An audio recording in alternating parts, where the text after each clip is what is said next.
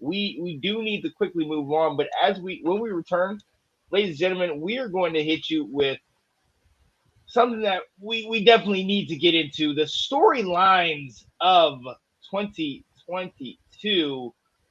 Be right back. Dun, dun, dun, dun, dun, dun, dun, dun. Let's go. The Washington Commanders. There it is.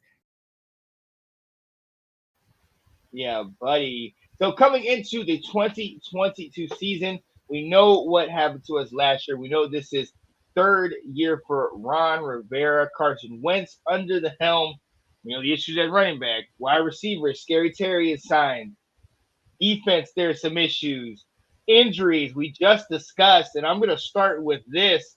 We discussed this before. We've been talking about it all off season, but apparently things have kind of got a little bit worse. Chase Young. Let's talk about his rehab and his return. We had expected him to come back potentially around the bye, maybe midway through the season or a little bit around there, a little later. But now there's talks that he potentially re-aggravated the injury. What's going on, Will? Yeah, there's also there's a lot of questions out there as how legitimate is this report. Right. It didn't come from a national news media. It didn't come from a local guy either. I'm not really sure who this person is, but essentially he said that Chase Young re-aggravated his knee injury in June at Von Miller's pass rush camp, which would set him back, and so therefore week 1 is not an option.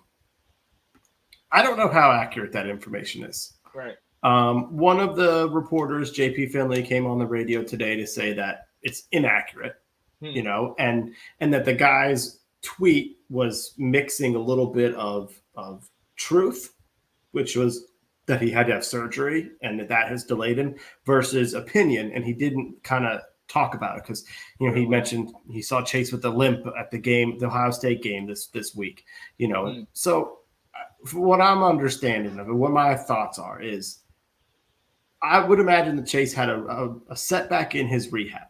Yeah. I think that part is true. We don't know the timeline. Okay.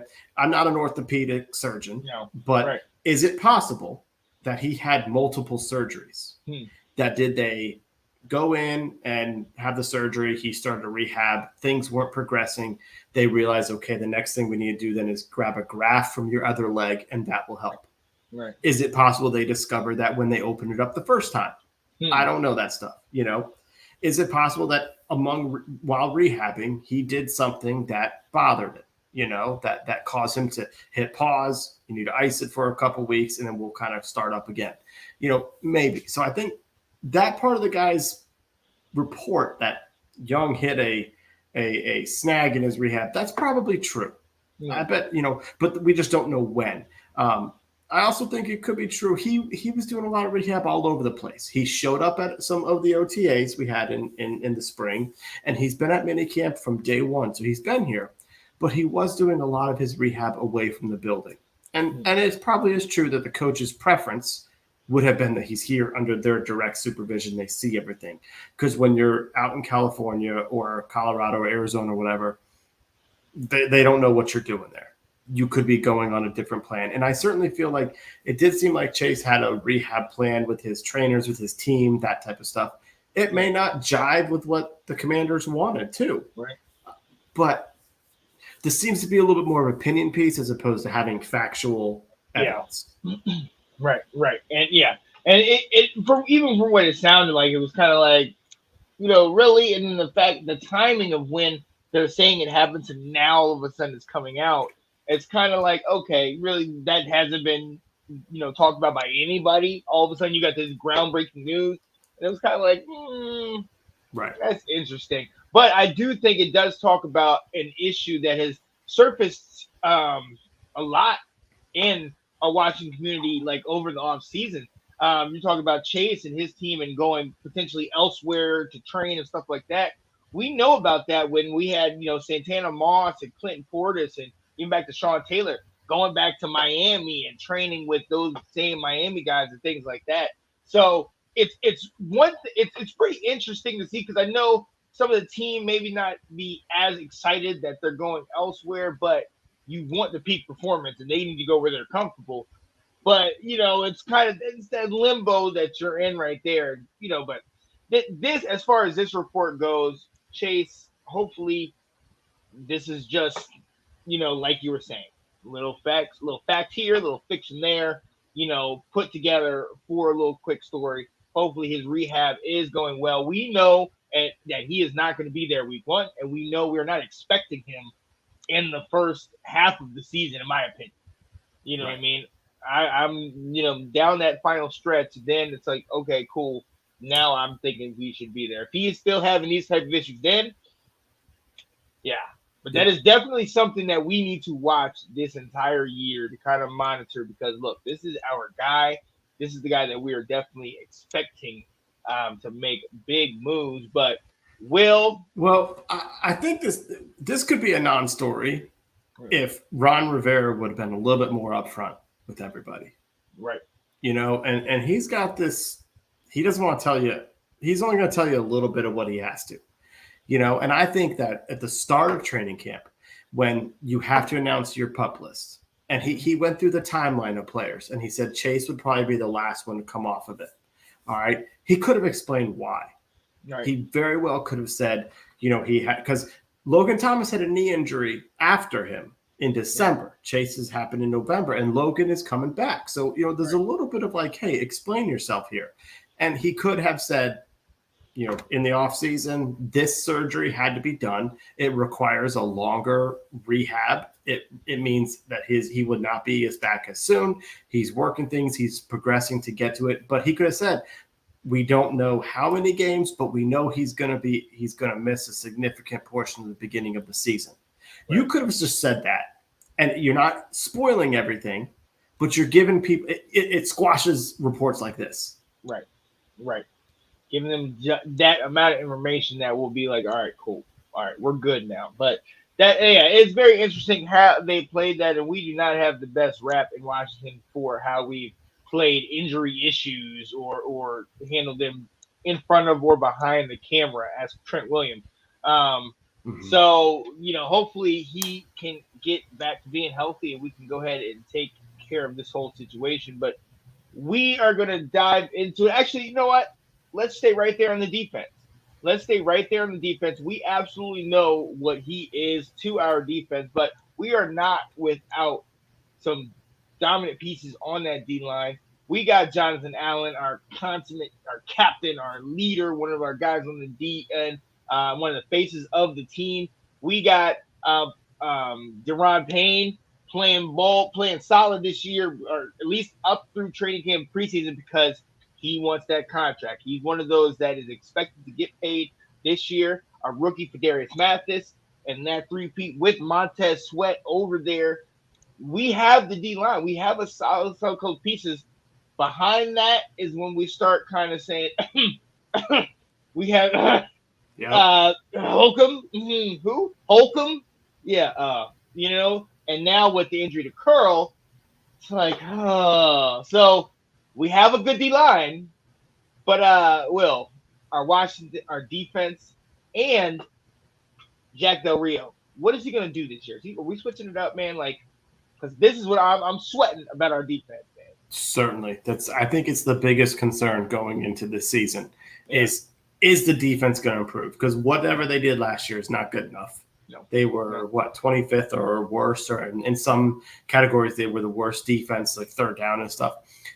We're very poor in third and long, and we kind of all started freaking out because we saw what was happening against the Chiefs. They were torching us on third and long repeatedly, and so it's like, well, wait a minute, what this is happening again.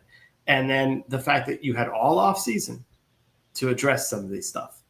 You had all off season to bring in a linebacker, another safety, another corner to play because St. Juice was out. Yep. We had all off season to fix some of the parts here, and we did nothing. We drafted a safety, we drafted a D tackle. I think that's about our big changes when it comes to playmakers.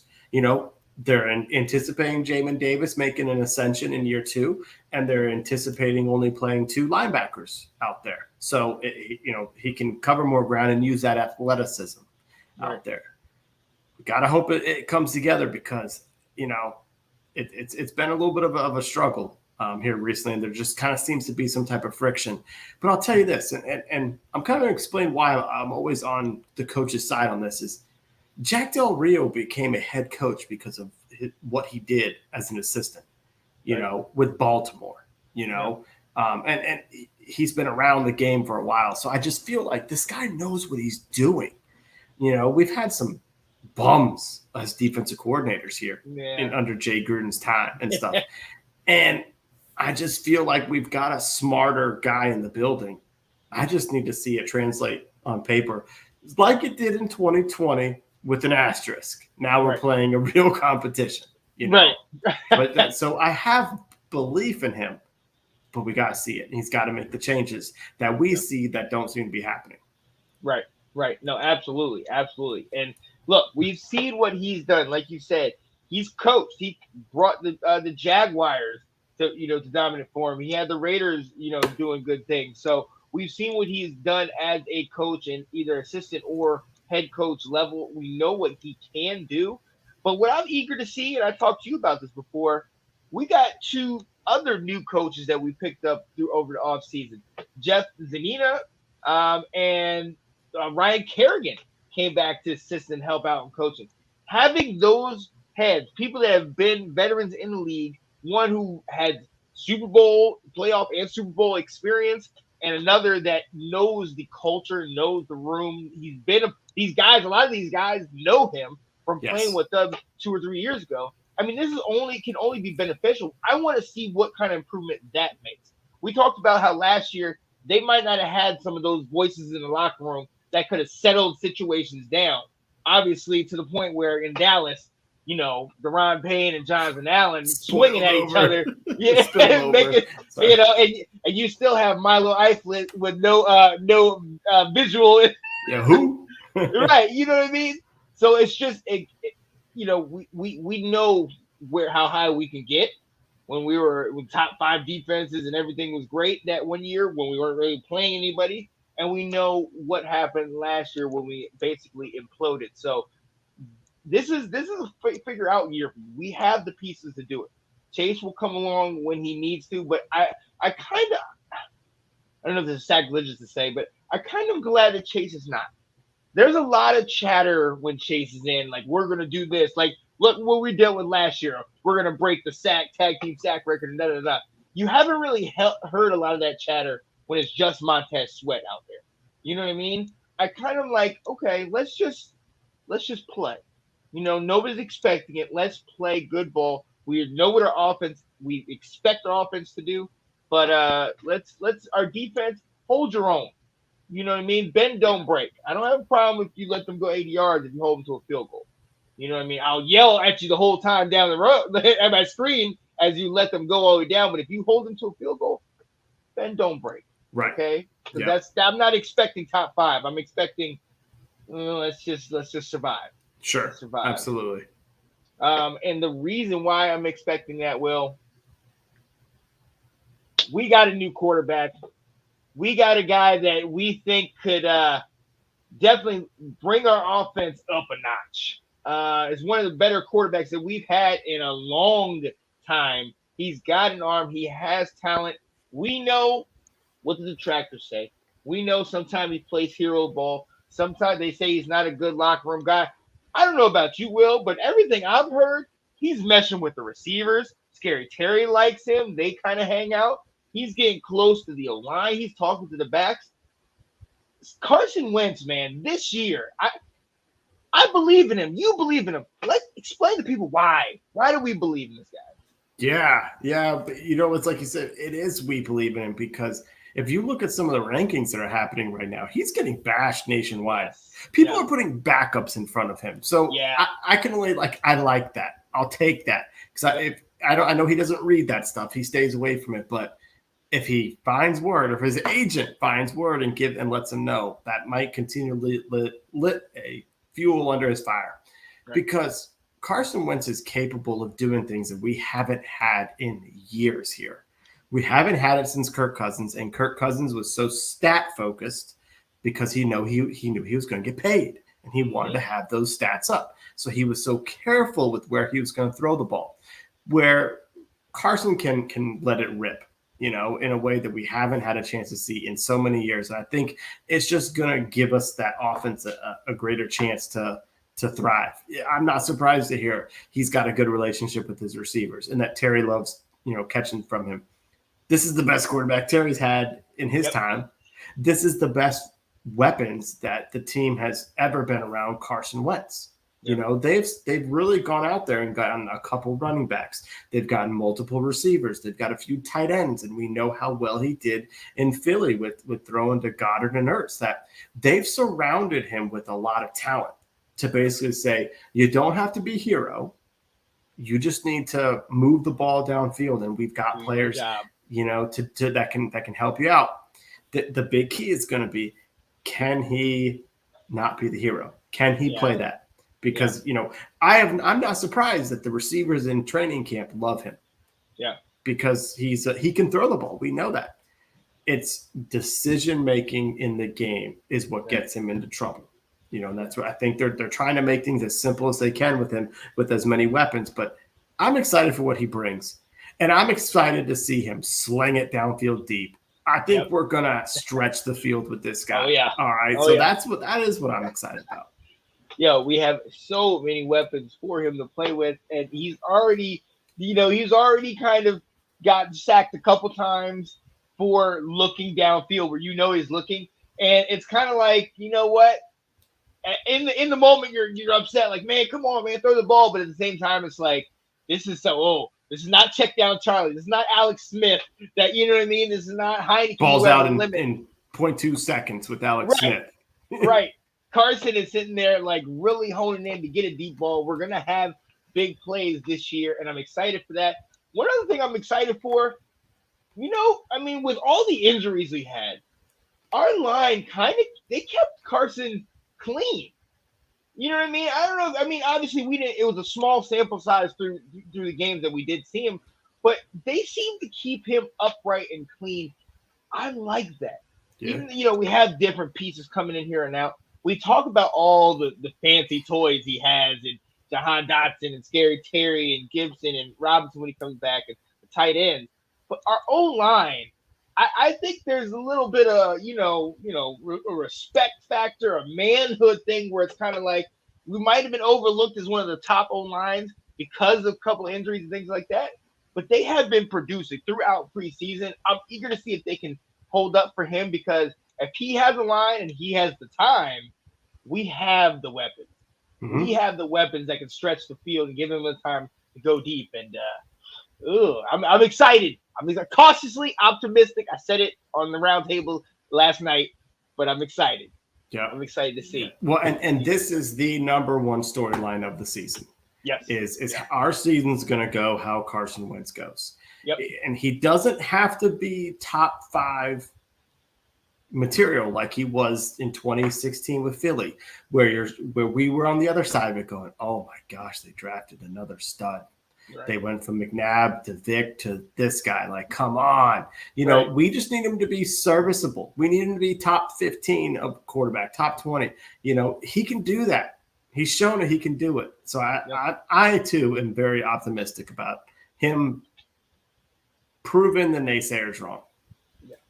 Yeah. And it's about daggone time we've had a quarterback that we could be excited about.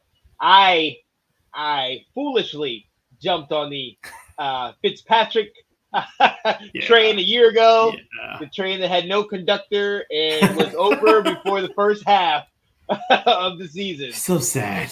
It was rough. It was rough. I tried to delete all of the footage of me saying Fitzpatrick. Yeah. Oh man, I was shouting his praises, man. But look, Carson Wentz, I think we have something that could definitely lead us into, the next year or two, not trying to get too far deep into it, but a big part of Carson Wentz's success is the success our offensive coordinator. Scott Turner calling the plays, and he's called the plays with the Alex Smith. He's called the plays with the Taylor Heineke's, the four different quarterbacks he had it. He's going to get Carson Wentz. He's going to get Jahan Dotson, Terry McLaurin, Gibson, and McKissick, who are excellent pass catchers out of the backfield. The tight ends back, and once they get back and healthy, he's going to get a lot of weapons to play with. He's not going to have to sit here and dummy down the playbook this year. He's going to be able to stretch this thing wide open. What are we expecting from Scott Turner with all these weapons? I have very high expectations of him. I have expectations that at the end of this season, we're hearing Scott Turner in the running as a head coach on other teams. Okay. Yeah, that he's going to show that he's got the mind to run a team. I mean, we just saw it. Kevin O'Connell went from the offensive coordinator of the Rams for 1, maybe 2 years, and now he's the head coach of Minnesota. And that's even under McVay. It's like they were able to see that, hey, he's playing a role under an offensive genius. But because Scott, and like you said, in his first year, he had a quarterback who couldn't run, who couldn't leave the pocket, so he had to throw the ball early and quick. Then last year, he had a quarterback who couldn't throw it more than 15 yards downfield. And he had to really limit and be careful these first 2 years as to what he called. And now he's got all the weapons in the world. We've got a plethora of receivers who can scoot. Yep. We got running backs when we're all healthy that can be mixed and matched and exploit defensive weaknesses. We've got tight ends. You said it.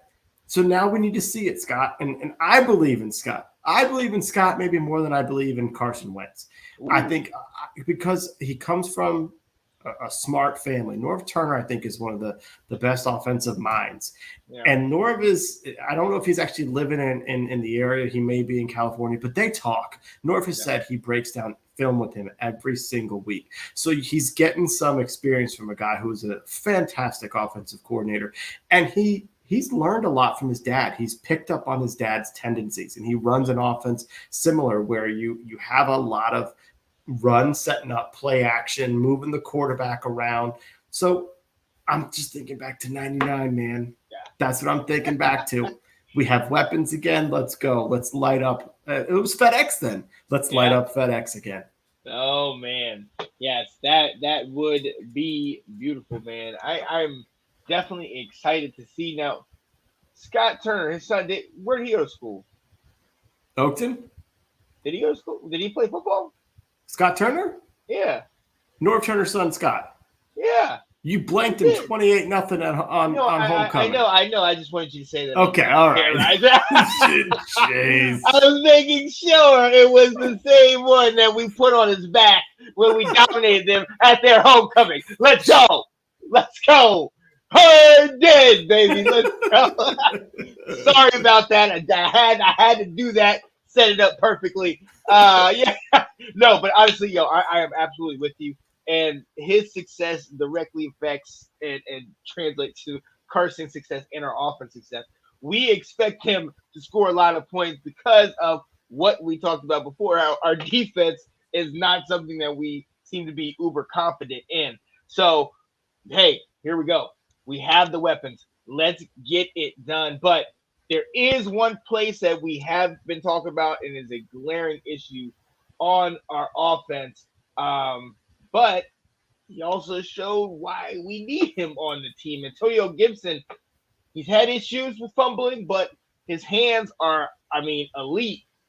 What's his role in our offense? Yeah, well, I think it's going to be kind of fluid as the season goes and as Brian Robinson is available, to help us out. So we really don't know. I think he's back to being running back number one, getting a lot of carries. I think they're going to give him every chance to keep that role. I know they're frustrated over the fumbles. That makes sense. But I think that, you got to give him a chance to be what we thought it was when he was drafting him. I do hope, though, they take a little bit of lesson from this preseason and find out that if you split him out wide, he can make plays. Right. If you get him the ball in space, he can break tackles and take it further. And so I hope they don't just sit here and say, well, because Brian Robinson's out, we got to go back to handing the ball up to Gibson 20 times a game. Right. I don't think we need to do that. Let's give him more, but let's utilize what we saw this preseason and kind of make him that combo player, that slash player that really harnesses his strengths. Right. Yeah. Put him in successful positions. Exactly. Get him in those swing passes. Get him in those out there catching with his hands, doing all that. But no more up the tackle. No more between the tackle. No more up the. He's not. There's something with that where even if he gets through, he's still kind of timid in there. Where a lot of times last year we talked about those arm tackles, those little hand, shoestring tackles that are bringing him down. Once we get him on that edge, you get him on one-on-one situations. Oh yeah, that's what he excelled at when he was in college, and I think that's what he'll excel at here, honestly. Yep. And we have a number of other pieces in there. So him, I just think this is going to be better for him as opposed to being he's not Derrick Henry. We're not running him Jonathan Taylor style, up the gut, around the corner, that type of stuff. So, let's utilize what he's good at. Yep. Utilize what he's good at. Yeah, so those are a couple of the storylines this year that we are going to be following.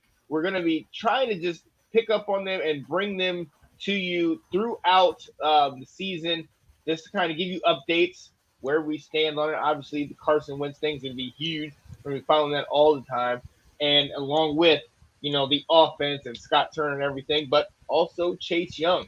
When are we going to see him this year? Where the Chase Young watch will officially start week 1 and see how long it goes, and that defense with Jack Del Rio. And also, I mean, look, we got to be honest, like, we all know it's all business in the locker room, but there were comments made that we addressed a couple months ago from Jack Del Rio. I know not everything's hush-hush, but does that play a factor in maybe some of the guys, maybe some of the things that are going on? Right. What voices are being heard and what are being talked about? So, there's a lot of different storylines, but we are eager to see how these things play out. So, ladies and gentlemen, bear with us for the season, man. It's going to be a good one. It's going to be an absolute good one, and can't wait to see. Thanks for watching. If you like that clip, be sure to check out the other great content from the Let's Talk Football community. And as always, please like, subscribe, and hit that notification bell so you'll be notified when more great content like this becomes available.